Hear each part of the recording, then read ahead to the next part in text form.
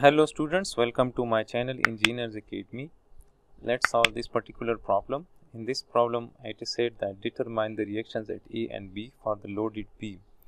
Right, so here we have that distributed loads, right, and as we can see that the area associated with this distributed load can be subdivided into further three areas, right. So I can say that let's say that we have this area is area 1, let's say this is my area 1.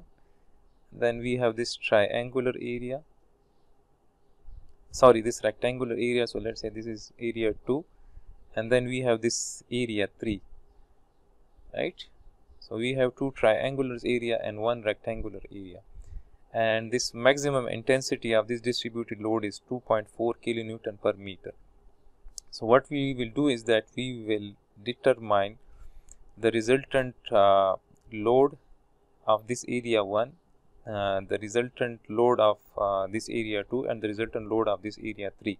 So let's say that R1 is the resultant of this distributed load of this area 1, right. So this R1 will be equal to the area of this triangle 1, right, or of this area 1, right. So we can write that this R1 will be equal to half, since this is a triangle, right, so its area is half base into h. So the base is 0.9, so I will multiply this with 0.9, and the height is 2.4, so I will multiply this with 2.4.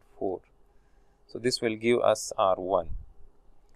So 0.5 into 0.9 into 2.4, so this is 1.08. so R1 is equal to, we can say that R1 is equal to 1.08 kilonewton, since this is in kilonewton per meter, right.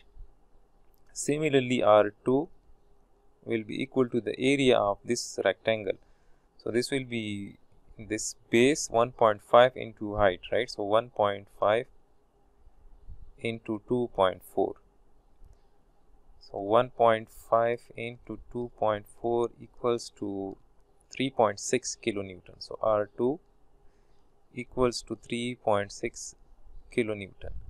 Similarly, R3 will be equal to the area of this triangle, which is half base, so the base is 1.2 and the height is 2.4. so this will be 0.5 into 1.2 into 2.4, so this is equal to 1.44 kilonewton. So R3 equals to 1.44 kilonewton, right. So now we will replace this distributed load by R1, R2 and R3, but first we have to find the location of R1, R2 and R3, right. So as we know that these R1, R2 and R3, the line of action of these three forces passes through the centroid of these areas, right. So we have to locate the centroid of these three areas, right. So since this is a triangular area, so the centroid of this triangular area will be located at a distance of 1/3 of this 0.9 meter, right, from this edge, from this point A, right. So if let's say that the centroid of this area 1 is somewhere here, right, then this distance will be 1/3 of this, right. So we can say that, let's say this is x1 bar, let's say, so then we can say that x1 bar will be equal to 1 divided by 3 into 0.9, so this will give us 0.3. so this means that x1 bar is equal to 0.3 meters, but we have to write that this 0.3 meters is measured from A, right. So this means that this R1 will be, if I draw that resultant here, so that R1 will be acting somewhere here, and its distance from point A will be equal to 0.3 meters, right. So let me write here that this distance will be 0.3, right. So this distance is 0.3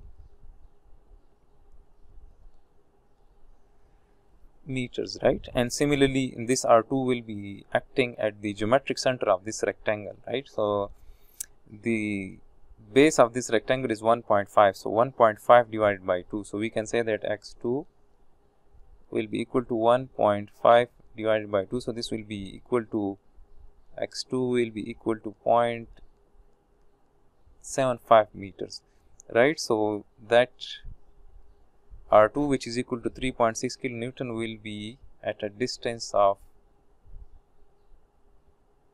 0.75 meters from this point A, right? So this length will be 0.75 meters, right? And similarly, this R3 will be located at a distance of 1/3 of the base of this triangle, right? So the base is 1.2. So we can write that x3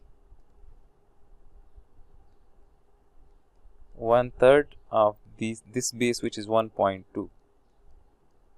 So 1.2 divided by 3 is, I think, 0.4. So this is 0.4, right? So x3 equals to 0.4 meters, and this distance is measured from point B, right? So if I represent that R3, so that R3 will be acting somewhere here, and this distance will be how much? So this distance will be 0.4, right? So this is 0.4. So now if we draw the free body diagram of this beam, right? So here we will have, since here we have this roller support, so here we will have RB,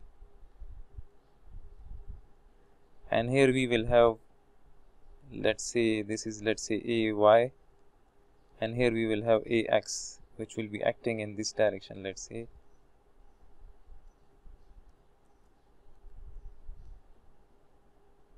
say this is AX, right? So now if I isolate this, so we will have this as a free body diagram. This is our free body diagram, right?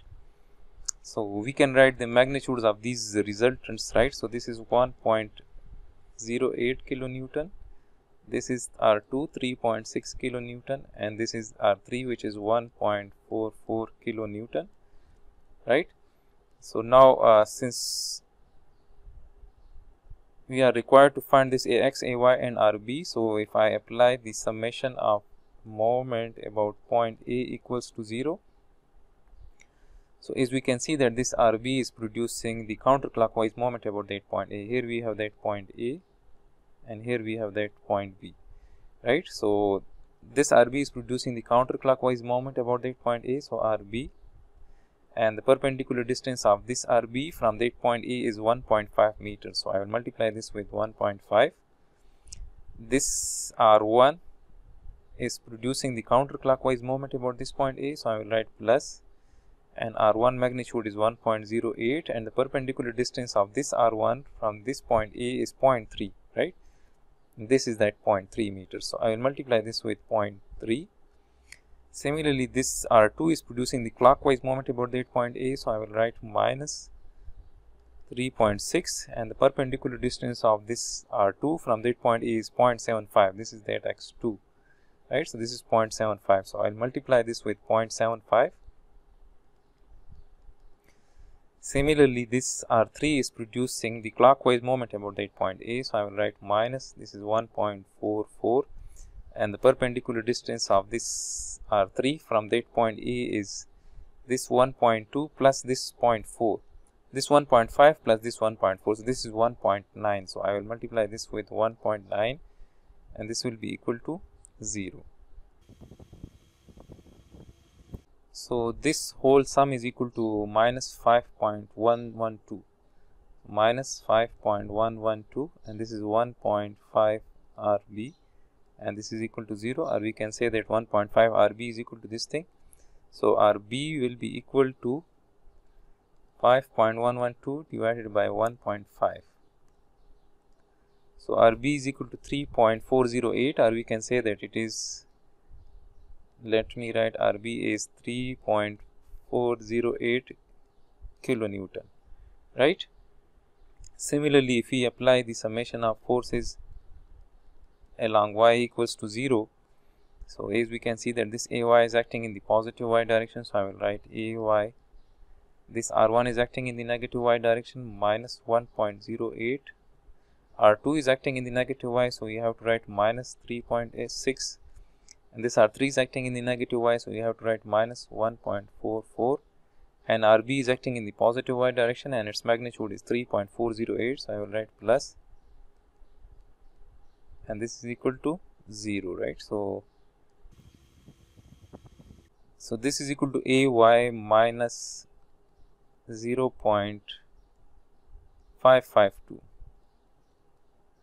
This is equal to 0, or we can say that AY is equal to 0.552 kilonewton.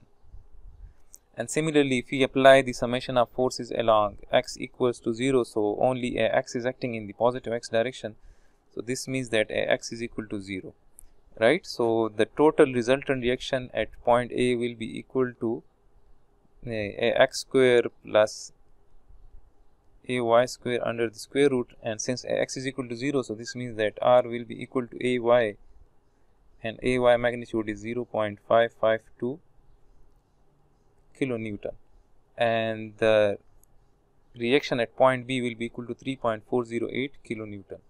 So this is the solution of this particular problem.